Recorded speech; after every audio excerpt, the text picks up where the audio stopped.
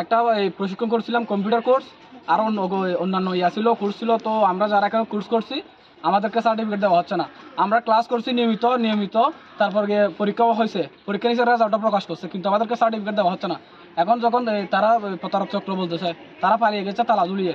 যদি 2022 সালে চুক্তি শেষ হয়ে থাকে তাহলে কিভাবে 2023 থেকে 25 সাল পর্যন্ত তারা এখানে কার্যক্রম চালিয়েছে? এই সরকারি অন্তর্ভুক্ত এলাকায় সরকারি কক্ষে তাদেরকে তালা চাবি কে দিয়েছে এই কক্ষের, আমরা জানতে চাই। আর ওরা যদি 2022 সালে যদি চুক্তি শেষ হয়, 2023 সালে যেই চতুর্থ ব্যাচ ছিল তাদের পরীক্ষা কিভাবে নিয়েছে, তাদের ক্লাস কিভাবে করাইছে, তাদেরকে সার্টিফিকেট কিভাবে দিয়েছে? আমি রেজাল্টও পাইনি, ওনার থেকে পাইছিলাম খবরটা। তারপরে রেজাল্টের পরে যখন আসছি দেখছি এখানে বন্ধ, প্রায় সময় বন্ধ। আমি মনে করছিলাম হয়তো কোনো ফল্ট হয়েছে, খুলবে।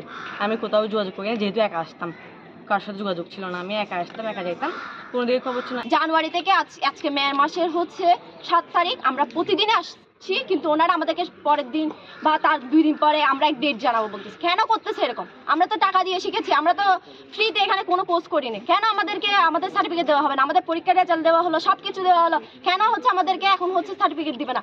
সার্টিফিকেট কেন বিলম্ব হবে? আমাদেরকে সার্টিফিকেট দিতে হবে। আর যারা নতুন ভর্তি হয়েছে ওদের সবার টাকা ফেরত দিতে হবে। ভ্রমণের হচ্ছে আমাদের সকল 45,000 টাকার মতো নাকি হচ্ছে ওরা দিয়েছে, প্রতিজনে 1,000 টাকা করে। ওদের সকলের টাকা আমরা ফেরত নিব। আমরা একজনের জন্য আসিনি, আমরা সবার জন্য এসেছি।